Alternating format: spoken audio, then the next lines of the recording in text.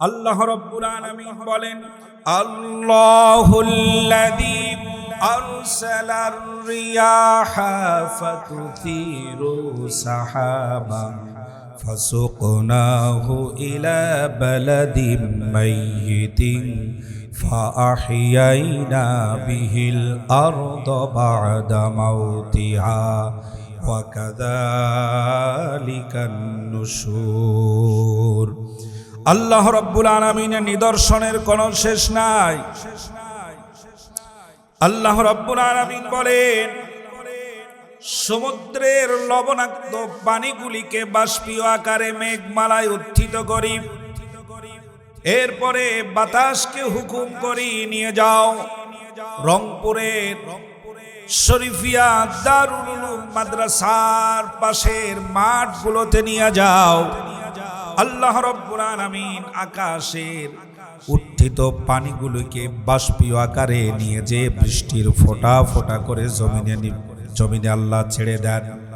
আল্লাহ রাব্বুল আলামিন আয়াতে কারিমার ভিতরে বলেন, এটা যদি আমি জলপ্রপাতের মতো ছেড়ে দিতাম তাহলে তোমাদের বাড়িঘর, তোমাদের স্বপ্নমহল ভেঙে চুরমার হয়ে যেত। আমি আল্লাহ পাক তোমাদের বাড়িগুলো, তোমাদের ঘরগুলো, বসত ভিটাগুলো ঠিক রাখার জন্য, তোমাদের ফসলগুলো অক্ষত রাখার জন্য জলপ্রপাতের মতো ছেড়ে দেই নাই, জগের মতো কলসির মতো করে ছেড়ে দেই নাই। আমি আল্লাহ রাব্বুল আলামিন ফোঁটা ফোঁটা করে জমিনের উপরে বৃষ্টি নাজিল করেছি। এটা যেমন নিদর্শন, এটা যেমন দামি, এটা যেমন উত্তম নিদর্শন। আল্লাহ রাব্বুল আলামিন বলেন, আল্লাহ পাক বলেন, ওমিন আয়াতিহি আন খালাকালাকুম মিন আনফুসিকুম আজওয়াজান লিতাসকুনু ইলাইহা ওয়া জাআলা বাইনাকুম মাওয়াদ্দাতাও ওয়া রাহমাহ ইন্না ফী যালিকা লাআয়াতিল লিকাওমিন ইয়াতাফাক্কারুন।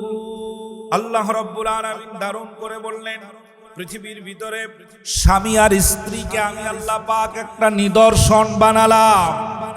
তাম পৃথিবীর যত নিদর্শন আছে, স্বামী আর স্ত্রীকে আমি আল্লাহ পাক সেই রকম দামি একটি নিদর্শন বানিয়ে দিলাম।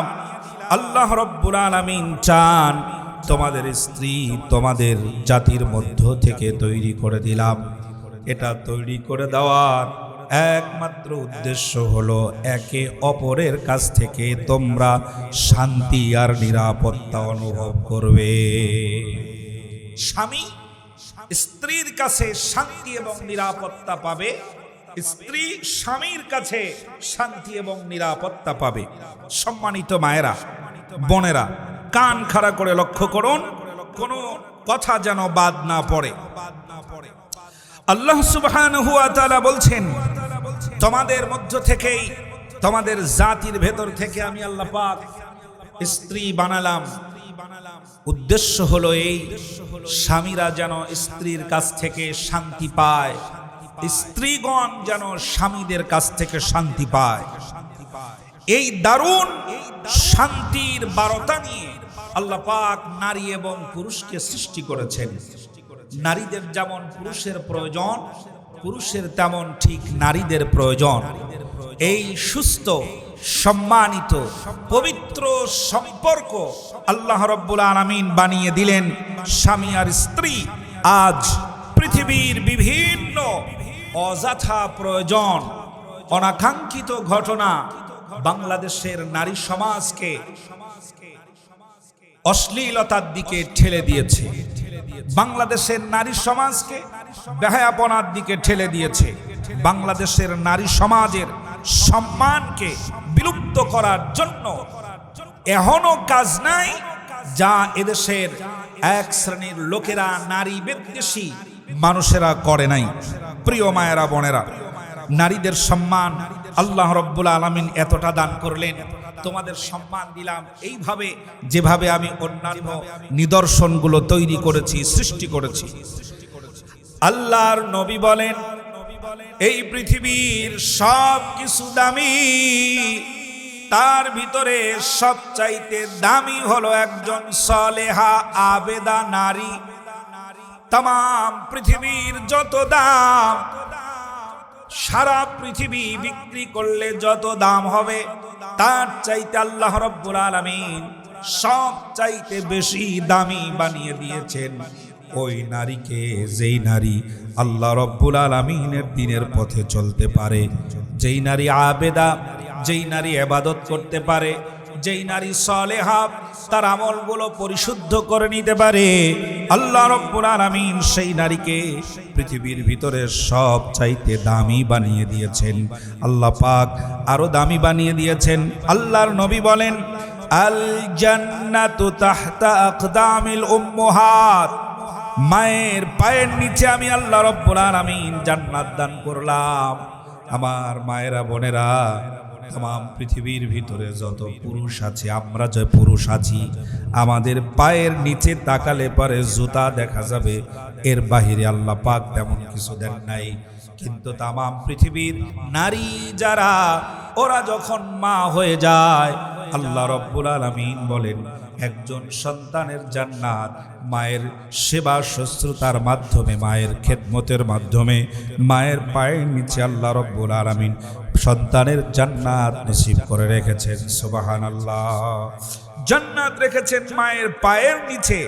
যে নারীকে আল্লাহ পাক সম্মানিতা করেছেন, যে নারীকে আল্লাহ পাক ইজ্জত দান করেছেন, সেই নারী সমাজকে আমার দেশে আজ মিসগাইড করা হয় অধিকারের নামে, নারী সমাজের সম্প্রসারণের নামে, নারী অধিকার প্রতিষ্ঠার নামে, নারী আন্দোলনের নামে নারীদেরকে সবথেকে বেশি অসম্মানিত করা হয়েছে। আজ প্রচার মাধ্যমগুলো নারীদেরকেই ব্যবহার করে। 2 টাকার শ্যাম্পু যদি বিক্রি করতে হয়, সেখানেও নারীদের ব্যবহার করা হয়। একটা সাবান বিক্রি করতে হবে, সেখানে নারীদের ব্যবহার করা হয়। একটা গাড়ি বিক্রি করতে হবে, সেখানে নারীদের ব্যবহার করা হয়। নারীদেরকে ব্যবহার করে সমস্ত জায়গায় নারীর সম্মান ভুলণ্ঠিত করে দেওয়া হয়েছে। আমার চতুর্দিকে দেখে আমার কাছে যেন মনে হয় এই পৃথিবীর, বাংলাদেশ তথা গোটা বিশ্বের নারীরা সবাই যদি একত্রিত হয়ে সোচ্চার কণ্ঠে এই দাবি তুলতো, তোমাদের দেওয়া ইজ্জত, তোমাদের দেওয়া সম্মান আমাদের প্রয়োজন নাই, মহান রব্বুল আলামিন যে সম্মান দিয়েছেন সেই সম্মান আমাদেরকে ফিরিয়ে দাও, এ কথা যদি নারীরা একমত হতো, তাহলে পৃথিবীতে কোনো নারী আর ধর্ষিতা হতো না। আল্লাহ যে সম্মান দিয়েছে সেই সম্মান ফিরিয়ে দাও, আল্লাহ যে অধিকার দিয়েছে সে অধিকার ফিরিয়ে দাও, আমার রব যে ইজ্জত দান করেছে সেই ইজ্জত 100% ফিরিয়ে দাও। এই দাবিতে যদি নারীরা একমত হতো, তাহলে আজ নারী অ্যাসিড দগ্ধ হতো না, নারী আজ অপমানিত হতো না, নারী আজ লাঞ্ছিত হতো না, নারী আজ সমস্ত জায়গায় ধৃষ্টতার শিকার হতো না। আল্লাহ পাক আমাদের নারী সমাজকে বুঝদান করেন, আল্লাহ পাক আমাদের নারীদেরকে আরো সম্মানিত করেন। এটা অত্যন্ত প্রয়োজন। আজকের এই প্রোগ্রাম নারীদের জন্য আমার কাছে যেন মনে হয় গোটা বাংলাদেশের সমস্ত জায়গায়, আনাচে কানাচে, মাদ্রাসা, মসজিদ, ময়দান, সকল জায়গায় নারীদের জন্য ইসলাম জানার ওপেন সুযোগ করে দেওয়া দরকার। বাংলাদেশে যে জনগণ আছে, এই জনগণ মাঝে মধ্যে আমার কাছে এই হিসাবটা মনে হয়, এই 18 কোটি 20 কোটি জনগণের ভিতরে অধিকাংশ হলো নারী, বেশিরভাগ নারী। এই বেশিরভাগ নারী সমাজের জন্য মহিলা মাদ্রাসা নাই, মহিলা হসপিটাল নাই, মহিলা বাস নাই, মহিলা ট্রেন নাই, মহিলাদের জন্য আলাদা কিচ্ছু নাই। অথচ নারী আন্দোলনের নামে আমাদের দেশের আমাদের ঘর থেকে নারীদেরকে মেয়েদেরকে বের করে নিয়ে যাওয়া হয়েছে। সম্মানিতা মায়েরা বোনেরা, কান খাড়া করে শুনবেন, বাস্তবতার ভিত্তিতেই আমি কথাগুলো বুঝিয়ে দেওয়ার চেষ্টা করব ইনশাআল্লাহ। আল্লাহ পাক যেন আমাদের রহম করেন, আমাদের নারী সমাজকে আরো উন্নত করেন, ফাতেমা আয়েশার মতো যেন আল্লাহ পাক নারীদেরকে বানিয়ে দেন। আল্লাহ রাব্বুল আলামিন নারী সমাজকে আরো কত সম্মানিত করেছেন, একটু কান খাড়া করে লক্ষ্য করুন মায়েরা, প্রাণ ভরে হৃদয় ভরে আজকের এই কথাগুলোকে উপহার হিসাবে নিয়ে যেতে পারেন। গতানুগতিক আমি কথা বলবো না, তাফসীর কেন্দ্রিক আর বাস্তবতার সাথে মিলিয়ে দিয়ে কথা বলবো। আল্লাহ রাব্বুল আলামিন আপনাদের কত সম্মানিত করেছেন, কত ইজ্জত দান করেছেন। হযরত ওমর রাদিয়াল্লাহু তাআলা আনহু অর্ধ পৃথিবীর খলিফা, তাম পৃথিবীর অর্ধেকটা নিজেই পরিচালনা করেন এমন প্রেসিডেন্ট রাস্তা দিয়ে হেঁটে যাচ্ছেন পরিষদ বর্গদেরকে নিয়ে। হঠাৎ করে একজন নারী ডাক দিয়ে বললেন, ইয়া ওমর, দাঁড়িয়ে যাও। হযরত ওমর দাঁড়িয়ে গেলেন। মহিলাটা হযরত ওমর রাদিয়াল্লাহু তাআলা আনহুর কাছে আসলেন, কিছু সময় কথা বললেন। যতক্ষণ পর্যন্ত মহিলা কথা বললেন ততক্ষণ পর্যন্ত হযরত ওমর অর্ধ পৃথিবীর খলিফা একজন নারীর সামনে ভদ্রতার সাথে দাঁড়ায়া, সম্মানের সাথে দাঁড়িয়ে মহিলার কথাগুলো মনোযোগ সহকারে শুনলেন। শোনার পরে এরপরে শুধু জবাব দিলেন জি জি, হা হা বলে। কথাগুলো শেষ হয়ে গেল। হযরত ওমর স্থান ত্যাগ করলেন। হযরতে আসলাম রাদিয়াল্লাহু তাআলা আনহু ডেকে বললেন, আমিরুল মুমিনিন, অর্ধ পৃথিবীর খলিফা রাস্তা দিয়ে হেঁটে যায় আর একজন সাধারণ মহিলা অর্ধ পৃথিবীর খলিফার নাম ধরে ডেকে দাঁড়াতে বলে দেয়। অর্ধ পৃথিবীর খলিফা হযরত ওমর দাঁড়িয়ে যায়। আমরা বড় আশ্চর্য হলাম, জানতে চাই এই মহিলাটাকে। হযরত ওমর রাদিয়াল্লাহু তাআলা আনহু বললেন, আমার সাথীরা শোনো, আল্লাহ রাব্বুল আলামিনের নবী জনাবে মুহাম্মদুর রাসূলুল্লাহ সাল্লাল্লাহু আলাইহি ওয়াসাল্লাম মসজিদুন নববীর ভিতরে বসা। আল্লাহ নবীর দিকে ছুটে আসছেন একজন মহিলা আসছে তার স্বামীর বিরুদ্ধে নালিশ করার জন্য। মহিলা মসজিদুন নববীর ভিতরে প্রবেশ করলেন। তখনও পর্দার বিধান, পর্দার আয়াত নাজিল হয় নাই। আল্লাহর নবীর কাছে মহিলা এসে বসলেন। অপর প্রান্তে বসে আছে হযরত তাআলা আনহা। মহিলা মসজিদ নববীর ভিতরে ঢুকে চিন্তায় পড়ে গেলেন, স্বামীর বিরুদ্ধে নালিশ করব নবীজির কাছে। আমার স্বামীর স্বভাবগুলো বড় খারাপ, আমার স্বামী আমাকে মারধর করে, আমার স্বামী আমাকে গালিগালাজ করে, বাপের বাড়ির নানান জিনিস নিয়ে খোঁটা দেয়, কষ্ট দেয়। আমি নবীর কাছে নালিশ করার জন্য আসলাম, কিন্তু হযরতে আম্মা জান আয়েশা বসা। আমার মন বলে স্বামীর কথাগুলো শুধু নবীকেই বলবো, নবী জানবে আর আল্লাহ জানবে, পৃথিবীর কোনো মানুষের সাক্ষী রেখে আমি বলতে চাই না। আল্লাহ রাব্বুল আলামিনের নবী বসা। মহিলাটা নবীর পাশে বসে কানের কাছে মুখ লাগায়া আল্লাহ রাব্বুল আলামিনের নবীর কাছে স্বামীর কথাগুলো বললেন। আল্লাহর নবী যখন কানটা মহিলার দিকে আগায়া দেয়, নবীজি কথা শুনতে পান। আবার যখন কানটা সরে যায়, মহিলা কথাগুলো আল্লাহর নবী শুনতে পান না। মহিলা তার নিজস্ব ভাষায়, নিজস্ব ভঙ্গিতে, নিজস্ব প্রয়োজন মতো কথাগুলো বলে তার মতো করে মহিলাটা চলে গেলেন। আল্লাহ রাব্বুল আলামিনের নবী ভাবলেন, মহিলা কেন আসলো, কি বলল, আমি তো বুঝতে পারলাম না। সব কথা যেহেতু শুনতে পাই নাই, তার আরজি পেশ করলো, আমি আরজিটা পুরোপুরি শুনতে পারি নাই। চিন্তায় পড়ে গেলেন আল্লাহর নবী। আল্লাহ রাব্বুল আলামিন হযরতে জিবরাইল আমিনকে বললেন, জিবরাইল, মহিলা এসেছে স্বামীর বিরুদ্ধে নালিশ করার জন্য আমার নবীর কাছে, কিন্তু কথাগুলো এত ছোট করে বলেছে, এত আস্তে আস্তে কথা বলেছে, আমার নবী শুনতে পাই নাই, আমার রাসূল শুনতে পান নাই সব কথা, তাতে অসুবিধা নাই। আমি আল্লাহ পাক কোনো কথা বাদ রাখি নাই, সব শুনতে পেয়েছি। আমার নবীকে গিয়ে জানিয়ে দাও, কদ সামিআল্লাহু কাউলাল্লাতী তুজাদিলুকা ফি যাওজিহা ওয়া তাশতাকি ইলাল্লাহ। আল্লাহ রাব্বুল আলামিন আয়াতে কারিমা নাজিল করে মহিলার সব কথা আল্লাহর নবীকে জানিয়ে দিলেন। ওগো মা, ওগো বোন, আজকের ময়দানে উপস্থিত মায়েরা বোনেরা, কান খাড়া করে লক্ষ্য করুন। একজন সাধারণ মহিলা স্বামীর সম্মান রক্ষা করতে গিয়া কথাগুলো এত আস্তে বলেছে, ওই পাশে বসে থাকা আম্মা জানায়েশাও শুনতে পায় নাই। আল্লাহ রাব্বুল আলামিনের কাছে ব্যবহারটা এত বেশি পছন্দনীয় হয়েছে, আল্লাহ রাব্বুল আলামিন মহিলার শানে আয়াতে কারিমা নাজিল করে দিয়েছেন। সুবহানাল্লাহ। আল্লাহ রাব্বুল আলামিনের নবীর সাহাবী হযরত ওমর বলেন, এই মহিলা সাধারণ মহিলা নয়, ইনি কোন সাধারণ মহিলা নয়, যার শানে আল্লাহ রাব্বুল আলামিন কোরআনুল কারীমের সূরা মুজাদালা নাজিল করেছেন। আমার মায়েরা বোনেরা, এই মুহূর্তে যারা শুনছেন আমার কথা, এই মুহূর্তে আপনিও যদি আপনার স্বামীর সম্মান রক্ষা করে চলতে চান, আপনার নামে নতুন কোন সূরা নাজিল হবে না, এ কথা সত্য। নতুন কোন আয়াত আর আসবে না, এ কথা 100% সত্য। কিন্তু আল্লাহ রাব্বুল আলামিন ওই নারীর মতো সম্মানিতা করে আপনাকেও জান্নাতের পয়গম শোনায়া দিতে পারে। ওগো মা, ওগো বোন, আমি আজকে আপনাদের জন্য এমন একটি উপহার তুলে দিয়ে যাব কোরআনুল কারীম থেকে।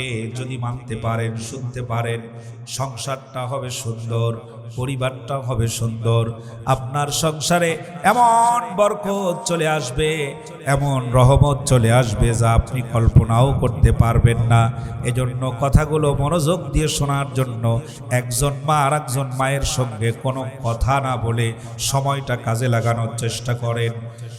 ছোট্ট একটা মেয়ে তার মাকে বলেছিল, প্রশ্ন করেছিল, একটি কন্যা মায়ের কাছে প্রশ্ন করেছিল, কৌশনী না খোদার নিকট কোন অলংকার ভালো? মা শুনে তার সোহাগ করে বলছে জাদুমণি, সোনা রূপার গয়না ভালো লোকের মুখে শুনি, কিন্তু আমার মন লাগে না সোনা রূপার গয়নাতে, তাই বলি মা শ্রবণ করো হৃদয়েরই কর্ণেতে। কানে নিতে চাও যদি মা লইতে কোনো অলংকার, কোরআন হাদিস শ্রবণ করো হইবে তবে চমৎকার। কানে নিতে চাও যদি মা লইতে কোনো অলংকার, কোরআন হাদিস শ্রবণ করো হইবে তবে চমৎকার। নাকের সোনা ছুঁড়ে মারো ধরো পরহেজগারি, নাকের সোনা ছুঁড়ে মারো ধরো পরহেজগারি, আখিরাতে হইতে পারবে জান্নাতের হুরপরি। আদর করে দিলাম তোমায় মনের মতো উপহার, যত্ন করে রেখে দিও বেহেশতেরই অলংকার। সুবহানাল্লাহি ওয়া বিহামদিহি। আল্লাহ রাব্বুল আলামিন বলছেন, তোমাদেরকে সৃষ্টি করেছি, তোমাদেরকে তৈরি করেছি, তোমাদের স্ত্রীদেরকে বানিয়েছি, তোমাদের স্বামীদেরকে বানিয়েছি এই জন্য যেন একে অন্যের শান্তির কারণ হও। আজ সমাজের বাস্তব চিত্র হলো একজন স্বামী তার স্ত্রীর জন্য অশান্তির কারণ। আমি স্বামীদেরকেও বলবো এবং মাদেরকেও বলবো, যেহেতু আজকের এই প্রোগ্রাম স্পেশাল ভাবে আপনাদের জন্য সাজানো, তাই আপনাদেরকে নিয়েই কথাটা বেশি বলা হবে ইনশাআল্লাহ। আল্লাহর নবী বলেন, আদ দুনিয়া কুল্লুহা মাতা ওয়া খায়রুল মাতাউদ দুনিয়া আল মারআতুস সালিহা। আল্লাহর নবী বলেন, এই দুনিয়াতে যত দামি সম্পদ আছে, সব থেকে দামি সম্পদের নাম হলো একজন নারী। আল্লাহ রাব্বুল আলামিনের নবী বলেন, ওই নারী সম্পদশালী, ওই নারী দামি যেই নারী পরহেজগার হয়ে যায়, ওই নারী যখন নামাজি হয়ে যায়, ওই নারী যখন আবেদা হয়ে যায়, ওই নারী যখন সলিহা হয়ে যায়, ওই নারী যখন তার কথার আওয়াজ ছোট্ট করে নেয়, ওই নারী যখন তার কথার আওয়াজ, গলার আওয়াজ, কণ্ঠের আওয়াজটা ছোট করে ফেলে, ওই নারী যখন মুখের ভাষার পরিবর্তন করে ফেলে, জবানটাকে হেফাজত করে ফেলে, আল্লাহ রাব্বুল আলামিনের নবী বলেন তামাম পৃথিবীর যত দামি বস্তু আছে সমস্ত দামি বস্তুর চাইতে ওই নারীটা হলো সবচাইতে দামি। আল্লাহ রাব্বুল আলামিন সাবধান করেছেন, মা ইয়ালফিযু মিন কাউলিন ইল্লা লাদাইহি রাকীবুন আতীদ।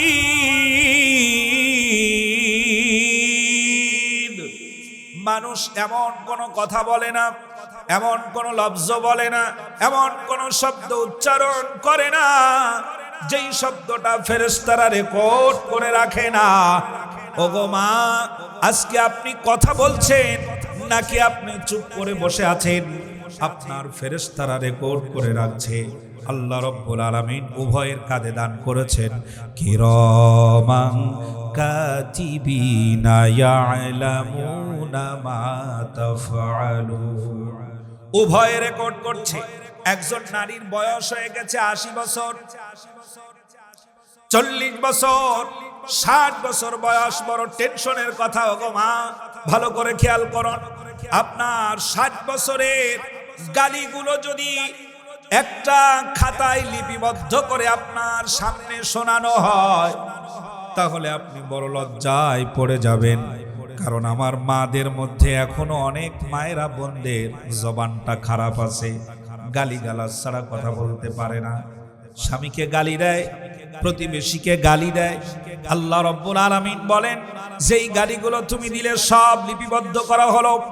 শুধু লিপিবদ্ধ করা হলো তা নয়, ওয়াকুল্লা শাইইন আহসাইনাহু কিতাবা, প্রত্যেকটি শব্দ গণনা করে করে লেখা হবে, একটাও যেন বাদ পড়ে না যায়। সুতরাং মাদেরকে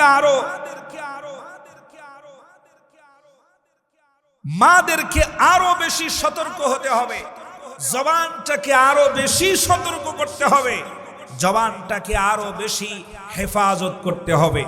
আমার মায়েরা বোনেরা, আপনাদের আইডল, মাদের আইডল, আমাদের আম্মাজানরা যাদেরকে অনুসরণ করে, আমাদের সমাজে বর্তমান বেশি অনুসরণ করা হয় স্টার জলসা, জি বাংলা ইত্যাদিতে যে নাটকগুলো দেখানো হয়, এই নাটকগুলোর অনুসরণ মায়েরা বোনেরা সব থেকে বেশি করে। রংপুরে শহরে এরকম করে কিনা জানি না, তবে অন্যান্য এলাকায় মায়েরা বোনেরা এগুলো বেশি করে। ওরা কেমনে হাসে, কেমনে কাশে, কেমনে পোশাক পরিচ্ছদ ব্যবহার করে, সবগুলো নকল করে করে এগুলো ব্যবহার করার চেষ্টা করে। সম্মানিতা মায়েরা বোনেরা, আপনি যা করছেন, আপনি যা বলছেন, আপনি যেই কর্মটা সম্পাদন করেছেন জমিনের উপরে, প্রত্যেকটা আল্লাহ রাব্বুল আলামিন লিপিবদ্ধ করে রাখবেন। সুতরাং সাবধান, একটাও বাদ পড়বে না আল্লাহ রাব্বুল আলামিনের খাতা থেকে। কিয়ামতের মাঠে যখন সামনে তুলে ধরা হবে তখন শরমে পড়ে যাবেন, লজ্জায় পড়ে যাবেন। সম্মানিতা মায়েরা বোনেরা, নারী হলো দুনিয়ার শ্রেষ্ঠ সম্পদ। একজন নারী যদি ভালো হয়, তার সন্তান আল্লাহ পাক ভালো করে দেন। নারীর পেটেই সমস্ত নবীরা পৃথিবীর বুকে এসেছেন, নারীর পেটে সমস্ত অলিরা পৃথিবীর বুকে এসেছেন, নারীর পেটে সমস্ত অলিরা এ পৃথিবীর বুক স্পর্শ করেছেন। সাহিত্যিক, কবি আমি মাওলানা আসলামউদ্দিন জিহাদি সহ আমাদের আপনাদের মাদ্রাসার সম্মানিত মুহতামিম মাওলানা মুস্তফা ভাই সহ এই মাদ্রাসার দায়িত্বশীল যত আছেন সমস্ত উলামায়ে কেরাম মায়ের পেট থেকে পৃথিবীর বুকে এসেছেন, কেউ আসমান থেকে নাজিল হয় নাই। আম্মা জানেরা, আপনার পেটের ভেতর থেকে আল্লাহ রাব্বুল আলামিন আব্দুল কাদের জিলানী বানিয়েছেন, আপনার পেটের ভেতর থেকে আসলামউদ্দিন জিহাদি বানিয়েছেন, আপনার পেটের ভেতর থেকে নবী পাঠিয়েছেন, আপনার পেটের ভেতর থেকে আল্লাহ রাব্বুল আলামিন মুস্তাফা ভাইয়ের মতো সুযোগ্য আলেমে দ্বীন বাংলার পৃথিবীতে এসেছে। আজ ওই নারী কত ভাগ্যবান, যেই নারী তার পেটে এমন সন্তান ধরেছেন যেই সন্তানের জন্য গোটা বিশ্ব আজ দোয়া করে। ওসমান হাদির মার কথা চিন্তা করুন। আমার প্রিয় মায়েরা বোনেরা যারা এসেছেন স্তব্ধ হয়ে যান। ওসমান হাদির মায়ের কথা চিন্তা করুন, তার মা কতটা ধন্য, সন্তানের জন্য গোটা পৃথিবীর মানুষ তার জন্য দোয়া করে। ওসমান হাদির স্ত্রী কতটা ধন্য। ওসমান হাদির স্ত্রী, তাকে বলা হলো তোমার স্বামীকে দেখার জন্য তোমাকে যেতে হবে। ওসমান হাদির স্ত্রী বলল অবশ্যই দেখতে যাব, তবে পর্দার ব্যবস্থা করে দাও। সাংবাদিকেরা বসে আছে, lakh lakh camera, printing media, মাল্টিমিডিয়ার বাংলাদেশের অসংখ্য ক্যামেরা, সাংবাদিক বসে আছে। ওসমান হাদির স্ত্রী বলল বাহিরে যদি কিয়ামত হয়ে যায় তারপরেও পর্দার লঙ্ঘন করে আমি আমার স্বামীকে দেখতে যাব না। আমি আমার শহীদ স্বামী ওসমান হাদিকে দেখতে যাব, তবে পর্দার ভিতরে আমাকে নিয়ে যেতে হবে। সমস্ত সাংবাদিকদের, সমস্ত রাইটার্স, সমস্ত প্রিন্টিং মিডিয়ার সকল দেশবাসী, গোটা বিশ্বকে অবাক করে দিয়ে ওসমান হাদির স্ত্রী একটা পর্দার ভিতর দিয়ে গিয়া শহীদ স্বামীকে তিনি দেখলেন। শহীদ স্বামীর জন্য দোয়াও করলেন। শুধু তিনি বললেন, শুধু তিনি আল্লাহর কাছে যা চাওয়ার চাইলেন। শহীদ ওসমান হাদির স্ত্রী সে তার স্বামীকে দেখলো, তামাম পৃথিবীর মানুষেরা ওসমান হাদিকে দেখলো, কিন্তু ওই সময় উপস্থিত কোন চোখ একবারের জন্য ওসমান হাদির স্ত্রীকে দেখতে পায় না। ওই স্বামী কত ধন্য, এমন স্ত্রী স্বামীদের কপালে থাকতে হয়। ওগো বোন, ওগো মা, কথা শুনলে অবাক হবেন। আফগানিস্তানে যুদ্ধের সময় দুই ভাই শহীদ হয়ে গেছে। ছোট্ট ছেলে মায়ের কোলে কাঁদছে, মা আমাকে একটি স্টেন গান, একটি মেশিন গান কিনে দাও, আমি যেইটা নিয়ে যুদ্ধের ময়দানে যেতে চাই। আমার দুই ভাই শহীদ হয়ে গেছে, আমি বাড়িতে থাকতে চাই না। মা তার হাতের বালা, কানের দুল, নাকের ফুলগুলো খুলে বিক্রি করে অস্ত্র কিনে দিয়ে ছোট্ট সন্তানের হাতে তুলে দিয়ে বলছে যাও, দিনের জন্য যুদ্ধে অংশগ্রহণ করো, শহীদ হয়ে যাও, বাড়িতে ফিরে এসো না, কারণ কিয়ামতের ময়দানে আমি 3 শহীদের মা হতে চাই। আমার শুরুতেই বলেছি, আমার সেই মাদের ঈমানি স্পৃহা যদি থাকতো তাহলে তাম পৃথিবীর সকল নারীবাদী আর নারীদেরকে নিয়ে ব্যবসায়িক যারা, তাদের মুখে লাথি দিয়ে বলতো তোমাদের সম্মান দরকার নাই, আল্লাহর দেওয়া সম্মান আমাদেরকে ফিরিয়ে দাও। এ কথা বলতো। আজ আমার বোনেরা নির্যাতিতা হয়, আজ আমার বোনেরা ধর্ষিতা হয়, আজ আমার বোনেরা অ্যাসিড দগ্ধ হয়ে বাড়িতে ফিরে আসে। কারণ আমার বোনদের সবচাইতে বড় দুর্বলতা, সবচাইতে বড় অভাব, সবচাইতে বড় কষ্টের জায়গা সেটা হলো এদেশের শাসন ক্ষমতা, এদেশের সিস্টেম আমাদের নারীদেরকে সম্মানের জায়গায় রাখতে পারে নাই। সম্মানের জায়গায় যদি আপনাদেরকে রাখতে হয়, ইসলাম ছাড়া, ইসলামী সিস্টেম ছাড়া, ইসলামী আইন ছাড়া, ইসলামী শাসন ব্যবস্থা ছাড়া কোনো নারী সম্মানিতা হবে না। লক্ষ্য করুন, লক্ষ্য করুন, ভালো করে খেয়াল করুন, কান খাড়া করে। এজন্য আপনাদেরকে সোচ্চার হতে হবে, এগিয়ে আসতে হবে। এগিয়ে আসার জন্য আপনাদের মাদের যে ভূমিকা সবচাইতে বেশি দরকার সেটা হলো এই মুহূর্তে যেটা হবার সেটা তো হয়ে গেছে। আগামীতে আপনি একটা শহীদের মা হতে পারেন। আগামীতে আপনি একটা আসলামউদ্দিন জিহাদির মা হতে পারেন, আগামীতে আপনি মাওলানা মুস্তফা ভাইয়ের মা হতে পারেন। আপনার সন্তানকে গড়ে তোলার জন্য সবচাইতে বেশি চেষ্টা আপনারই থাকতে হবে। আজ শরীফিয়া দারুল উলুম মাদ্রাসার ময়দানে আমি কথা বলছি।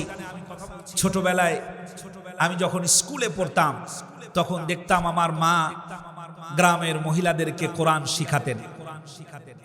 শিখাতেন। তখন যদিও আম্মার কোরআনটা সহি ছিল না, সে সময় পড়েছিলেন আলেফ বে তে, সেরকম পড়া ছিল অশুদ্ধ, বহু আগের কথা বলছি। মা তখন তাদেরকে শিখাতেন কোরআনুল কারীম, এগুলো আমি দেখতাম, ঘুরে বেড়াতাম। এক পর্যায়ে আমি যখন ক্লাস 7-এর ছাত্র, সেই সময় আমার মা বলছেন, পুরো সংসারের লোকেরা যদি একদিক হয় আর আমি যদি একদিকে একাই দাঁড়িয়ে থাকতে হয়, তারপরেও নিয়াত করেছি আমি তোমাকে মাদ্রাসায় পড়াবো।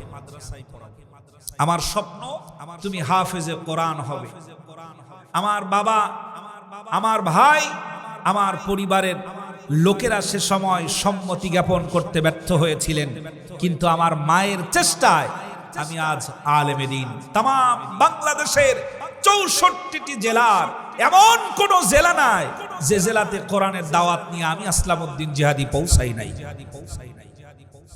এখানে যে সকল মায়েরা আছেন, বোনেরা আছেন, আপনি হতে পারেন নিজেকে সম্মানিত করার জন্য এরকম একজন আলেমের মা হয়ে যেতে পারেন, এরকম একজন হাফেজের মা হয়ে যেতে পারেন। আপনিও চেষ্টা করলে উসমান হাদির মতো সন্তানের মা হতে পারেন। সন্তানকে সঠিক পথে পরিচালনা করার জন্য আপনার কাছ থেকে যেই সাহস, আপনার কাছ থেকে যেই দোয়া পাবে, তা পৃথিবীর আর কারো কাছ থেকে পাবে না। সেজন্য এই ভূমিকাটা আপনাকেই পালন করতে হবে।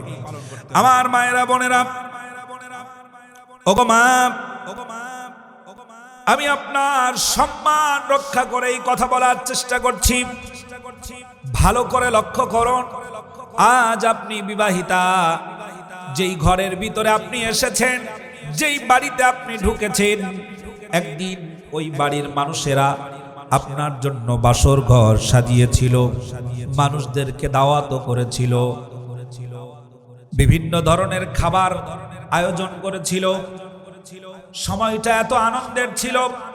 ওই দিন আপনি বাড়িতে এসেছেন বলে যেই গেট দিয়ে ঢুকেছেন, গেটটাও সজ্জিত করা হলো। বাড়ির ভিতরে আপনি প্রবেশ করলেন। এরপরে এই বাড়িটার গেটটাকে আপনি ভুলে যাবেন না। খুব দ্রুত এমন একটা সময় চলে আসবে, ওই বাড়ির গেট দিয়ে আপনাকে আবার চিরতরে বেরিয়ে যেতে হবে। প্রথম দিনের প্রবেশ করার সময় আপনার পিছনে ছিল হাজার শত শত বরযাত্রী। আজও আপনার পিছনে কিছু যাত্রী থাকবে, তবে তারা বরযাত্রী না, তারা আখেরি যাত্রী। প্রত্যেকের মুখে থাকবে কালেমা, প্রত্যেকের মুখে থাকবে সূরা ইখলাস, প্রত্যেকেই বলতে থাকবে আল্লাহ যেন তাকে মাফ করে দেন। এই শেষ বিদায়ের সময়, জীবনের তরে বাড়ি থেকে বেরিয়ে যাওয়ার সময়, আপনি গেলেই যেন আপনার কার্যক্রম শেষ না হয়ে যায়। এই জন্য মেয়েটাকে ফাতেমার মতো বানিয়ে ফেলুন, মেয়েটাকে আয়েশার মতো বানিয়ে ফেলুন, স্বামীটাকে আবু বকরের মতো বানিয়ে ফেলুন, হযরত আলীর মতো বানিয়ে ফেলুন, খাব্বাব বিন খুবাইবের মতো বানিয়ে ফেলুন, আপনার স্বামীকে ওমর ইবনুল খাত্তাবের মতো বানিয়ে ফেলুন।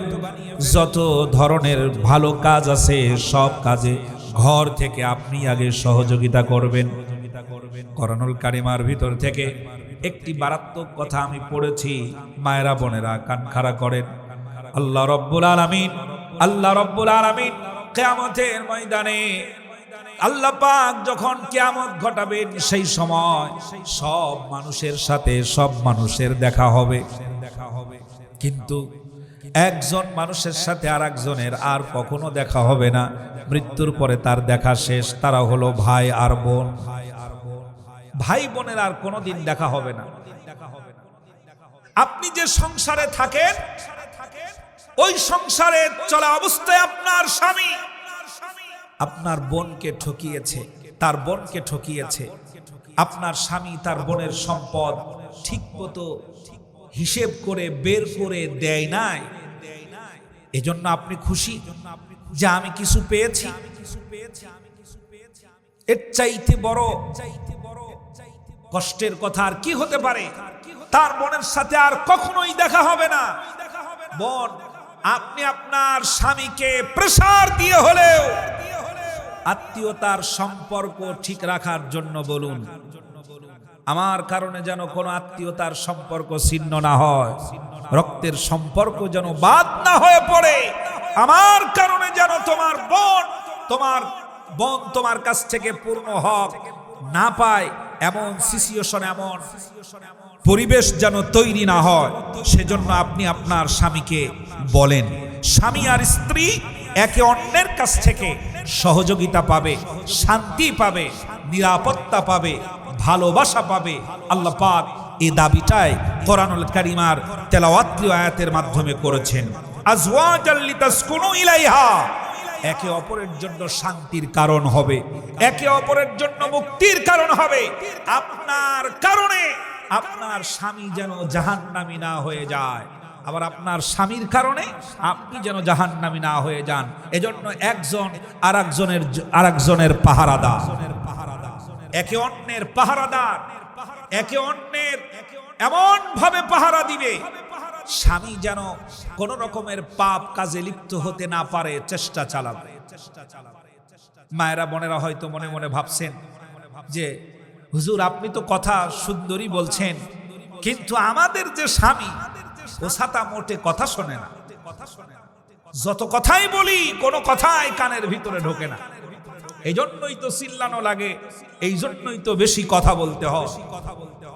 মাদেরকে বলবো, হয়তো আপনি জানেন, আমার এই প্রশ্নের জবাব আপনি জানেন, সেটা হলো তামাম পৃথিবীর সমস্ত হৃদয়গুলোকে এক জায়গায় করলে যদি প্রশ্ন করি যে এই হৃদয়গুলোর মালিক কে, তাহলে আপনি নিশ্চয়ই বলবেন এই হৃদয়ের মালিক হচ্ছেন আল্লাহ সুবহানাহু ওয়া তাআলা।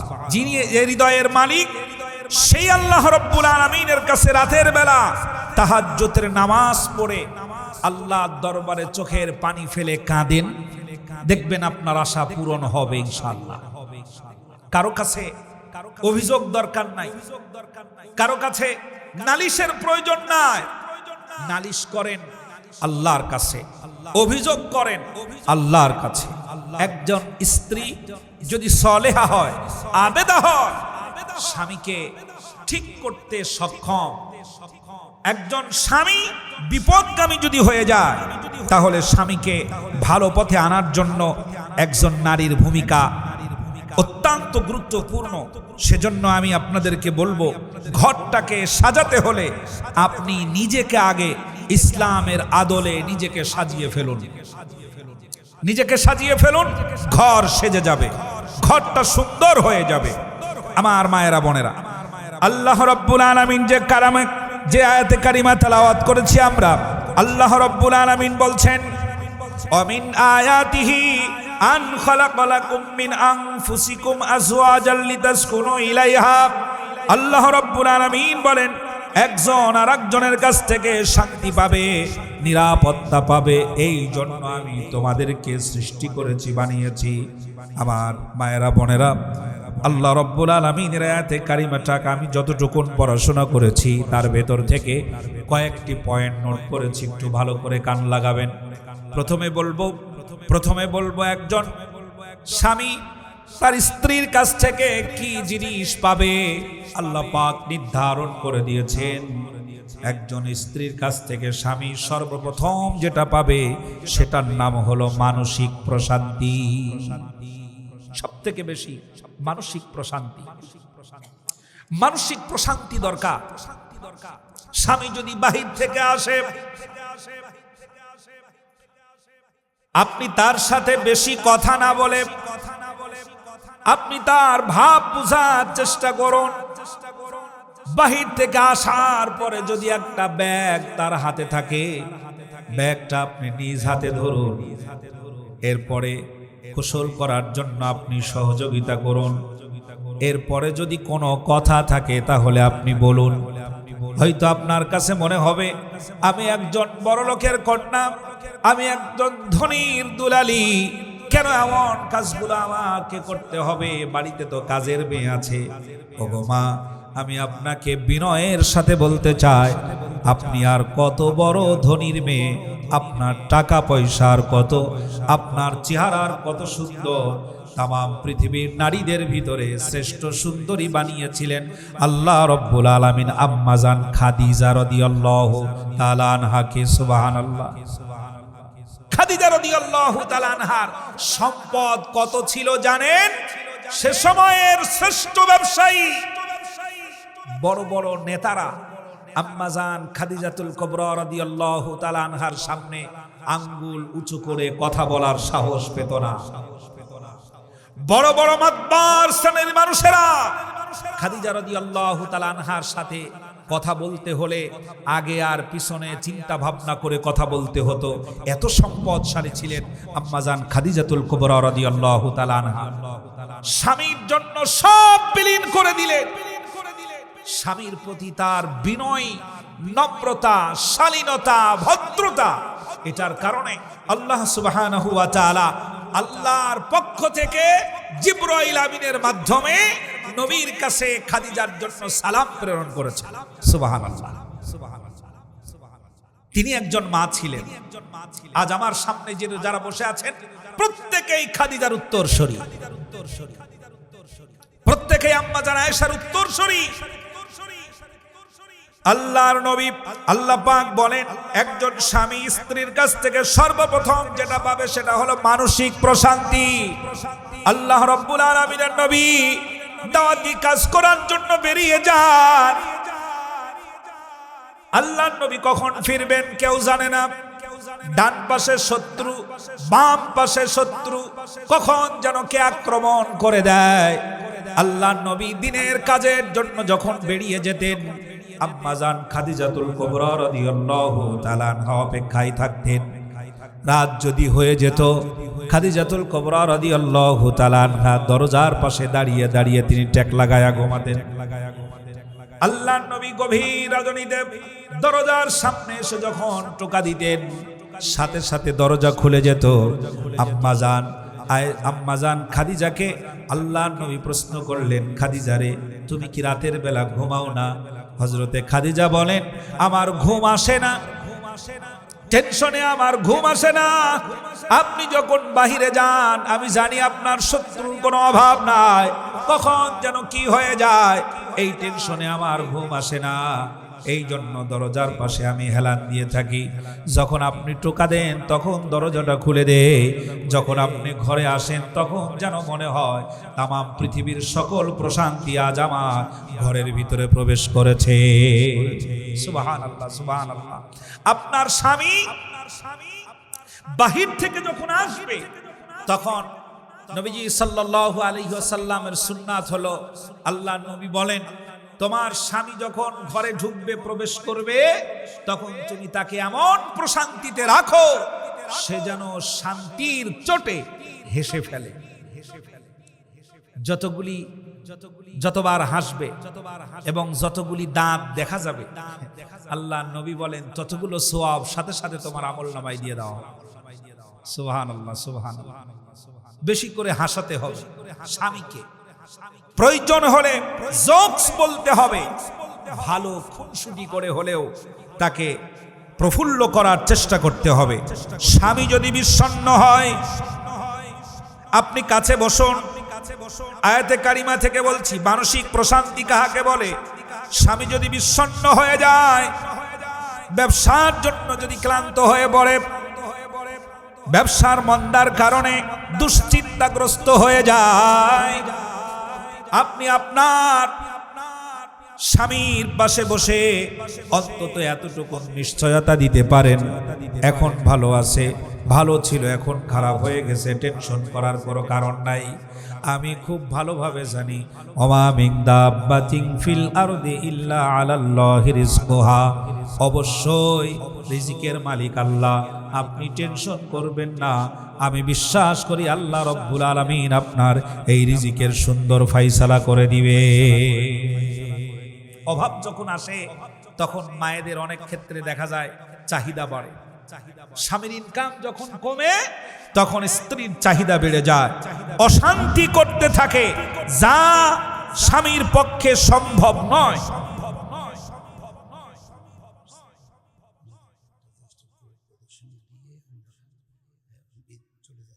জি জি জি, ঠিক আছে ঠিক আছে ঠিক আছে। সম্মানিতা মায়েরা বোনেরা, এই কথাটুকুন মনে রাখুন যে আমাদের স্বামী এবং স্ত্রী উভয়কে আল্লাহ পাক বানিয়েছেন উভয়ের প্রশান্তির জন্য। এক নাম্বার হলো স্ত্রীর কাছে স্বামী সর্বপ্রথম যেটা পাওয়ার অধিকার রাখে সেটা হলো মানসিক প্রশান্তি। এই কথাটা মনে রাখুন। আমরা এই কথা থেকে একটু পরেই আবার কথা বলা শুরু করবো ইনশাআল্লাহ। জি, ওয়ালাইকুম আসসালাম।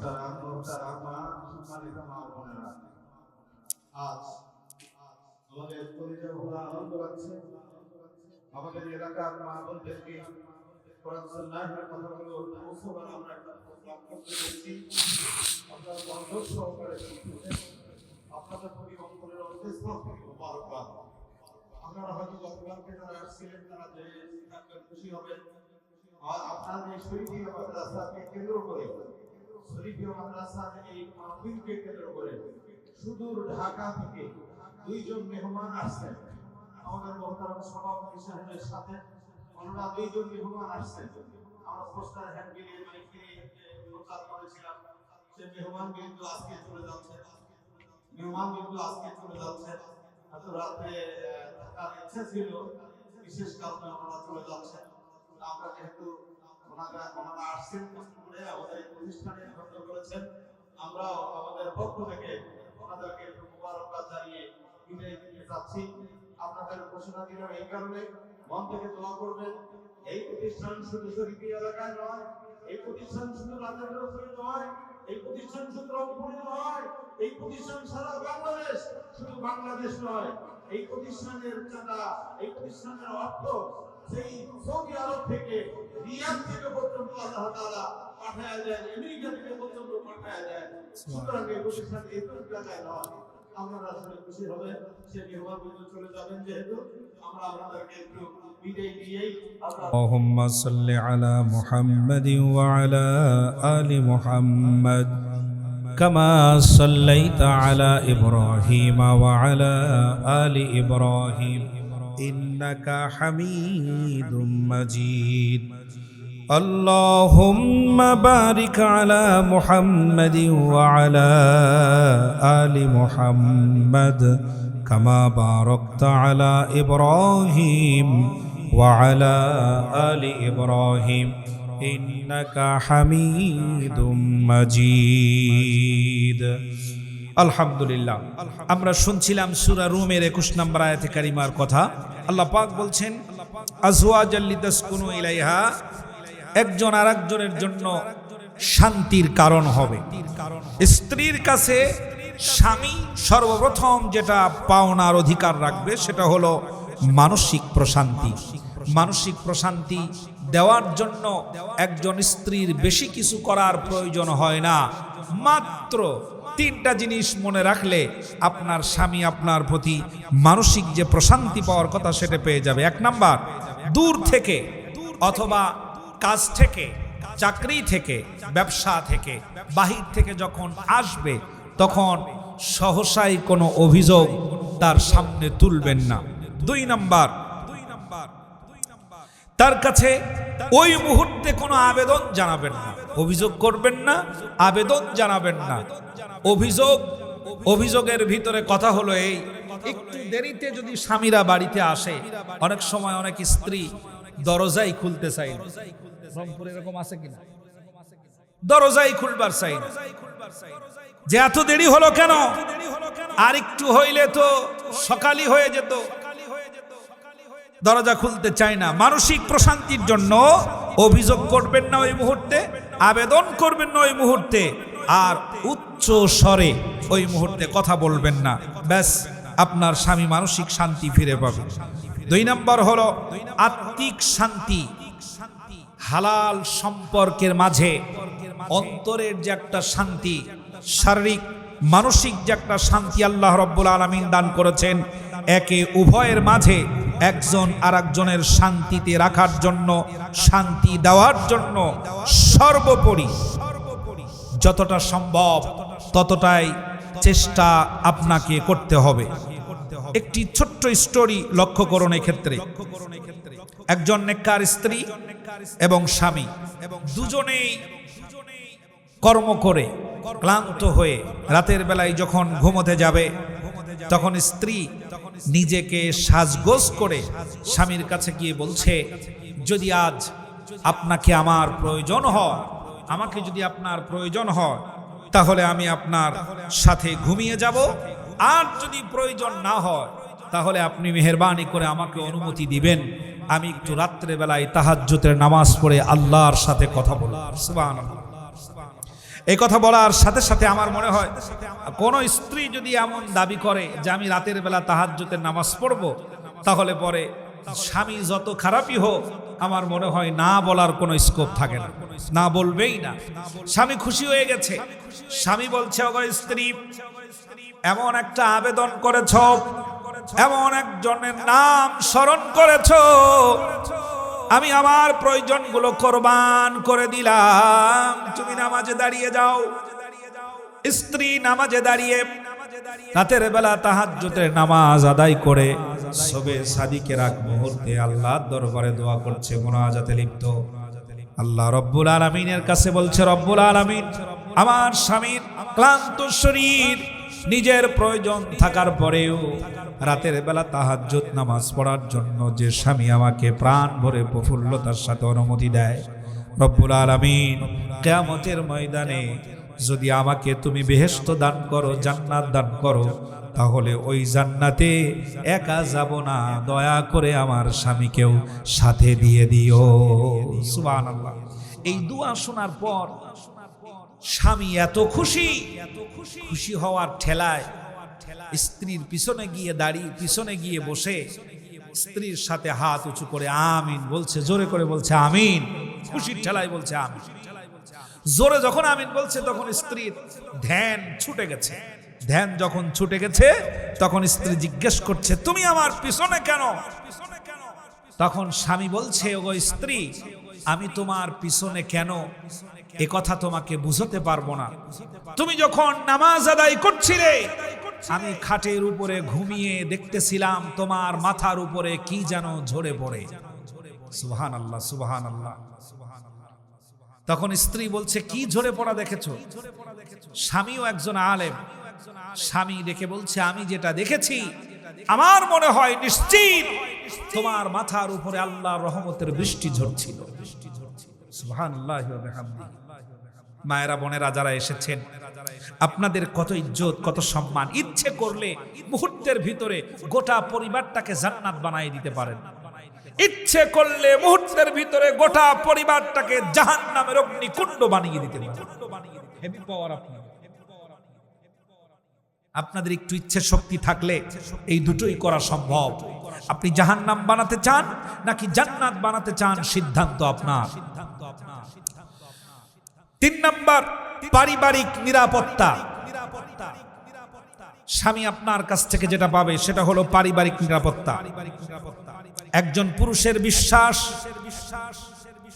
এবং গোপনীয়তা, এটা রক্ষা করতে হবে। আল্লাহ রাব্বুল আলামিন কোরআনুল কারীমার ভিতরে বলেছেন, হুন্না লিবাসুল লাকুম ওয়া আনতুম লিবাসুল লাহুম। স্বামী স্ত্রীর পোশাক, স্ত্রী স্বামীর পোশাক।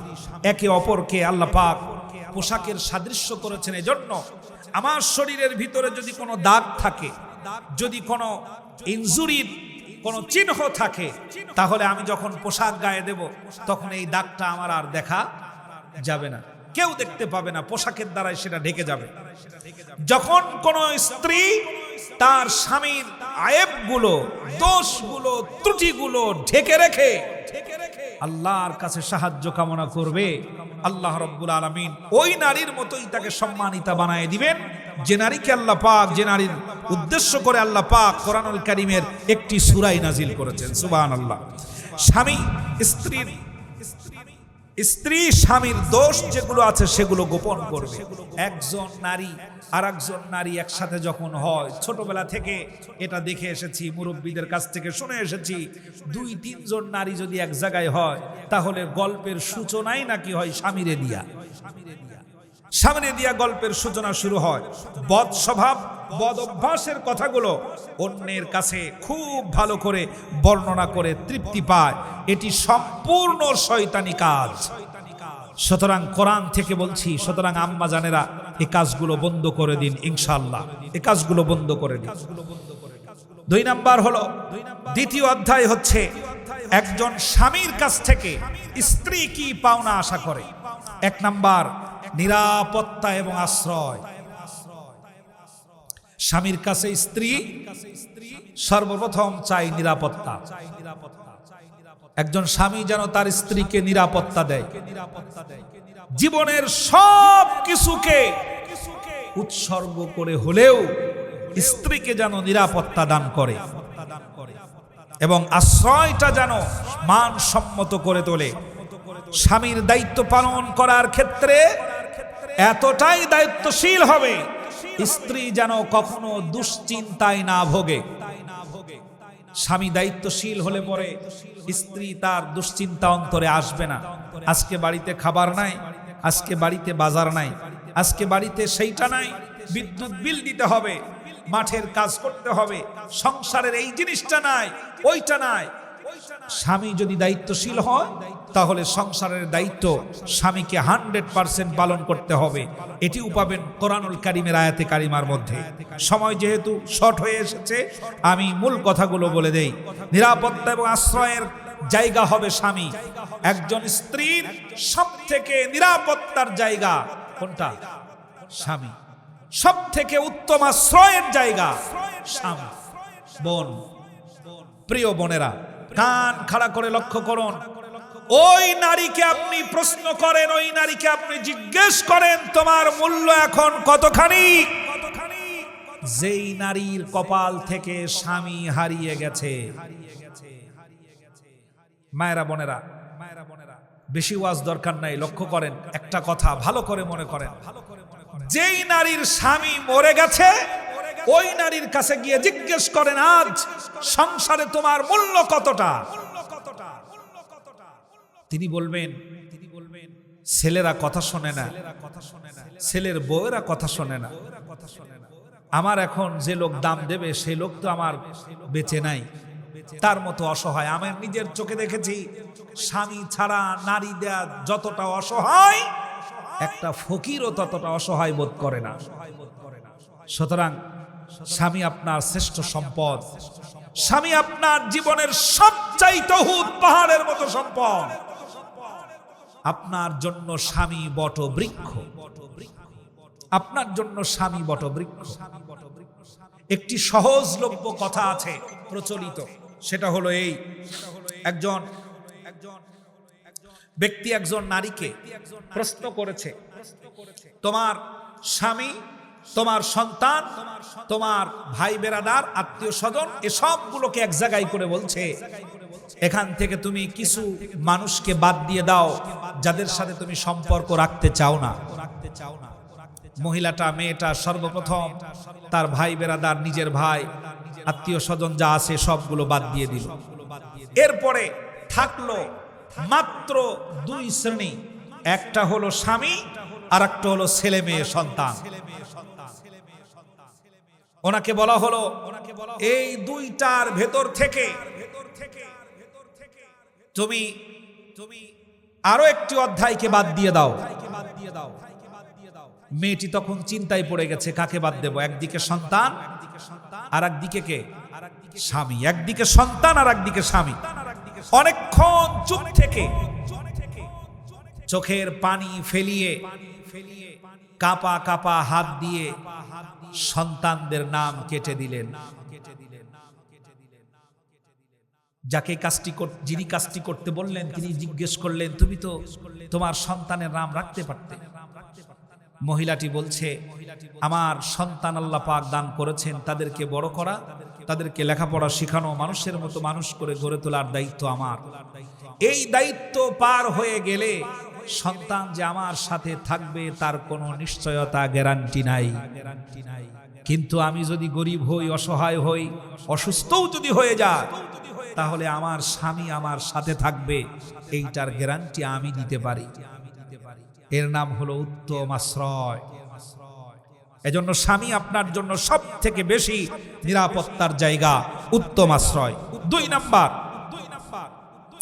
স্বামীর কাছ থেকে স্ত্রী যেটা পাবে সেটা হলো উত্তম আচরণ, উত্তম ব্যবহার, ভালো সম্মানজনক আচরণ পাবে। এটি কোরআনুল কারীমের আয়াতের মধ্যে আল্লাহ পাক বর্ণনা করেছেন। স্বামী স্ত্রীকে সম্মান করবে, স্ত্রী স্বামীকে সম্মান করবে, মর্যাদা দান করবে। 3 নাম্বার, ভালোবাসা, এবং শুধু ভালোবাসাই নয়, দোয়াও করবে। ভালোবাসবে, স্ত্রীর জন্য দোয়া করবে।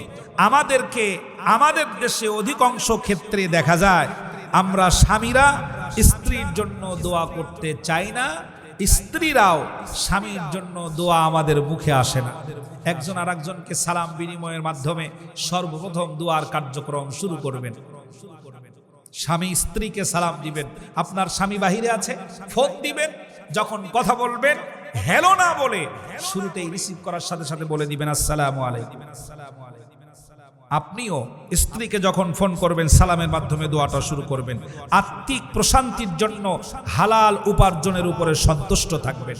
আপনার স্বামীর যে আত্মিক প্রশান্তি, এটার জন্য হালাল উপার্জন কমও যদি হয় সেটার উপরে সন্তুষ্ট থাকবেন, আল্লাহর কাছে দোয়া করবেন। মাদেরকে, বোনদেরকে কোরআনুল কারীম থেকে আজওয়াজাল লিতাসকুনু ইলাইহা, উভয় যে উভয়ের শান্তির কারণ, এটি বোঝানোর চেষ্টা করেছি। এই শান্তির সব থেকে বড় উপকরণ আল্লাহ পাক আপনাদেরকে দান করেছেন আওলাদ, সন্তান, সন্ততি। আমি প্রথমেই বলেছিলাম উসমান হাদির মতো সন্তান যদি বানাতে চান, আপনার সন্তানকে হাফেজে কোরআন বানাতে হবে। শুনলে হয়তো অবাক হয়ে যাবেন, উসমান হাদি তিনি একজন ইমাম সাহেবের ছেলে, উসমান হাদি তিনি একজন হাফেজে কোরআন। আপনার সন্তানদেরকে ডক্টর মিজানুর রহমান আজহারির মতো বানান। আল্লাহ তাআলা মাদের সন্তানদেরকে নেককার সন্তান বানানোর ভূমিকা পালন করার তৌফিক দান করেন। প্রত্যেকের ঘরটাকে আল্লাহ পাক জান্নাতের টুকরা হিসাবে কবুল করে না। আলহামদুলিল্লাহ, আলহামদুলিল্লাহ। আমরা এতক্ষণ যাবত আল্লাহ তাআলা শুকরিয়া কোরআন সুন্নাহ আমাকে আমাদের দ্বীনি ভাই হযরত মাওলানা আসলামউদ্দিন সাহেবের কাছ থেকে, জিহাদি সাহেবের কাছ থেকে শ্রবণ করেছি। আকাশের নিচে তোমার বিছিয়ে দেয়া বিস্তীর্ণ এই জমিনের উপরে রংপুর জেলার ঐতিহ্যবাহী শরীফিয়া দারুল উলুম মাদ্রাসার উদ্যোগে আয়োজিত 2 দিন ব্যাপী তাফসীরুল কোরআন মাহফিলের সমাপনী দিনে দুপুর সময়ে নারীদের উদ্দেশ্যে বিশেষ আয়োজনে আলোচনা করে তোমার দরবারে ভিক্ষুকের ন্যায় 2টি হাত উত্তোলন করেছি। মেহেরবানি করে আমাদের আলোচনার ভুলগুলিকে মাফ করে দাও রব্বুল আলামিন। জীবনের গুনাহগুলো ক্ষমা করে দাও। যে সকল মায়েরা এসেছেন প্রত্যেককেই সম্মানিতা করে দাও।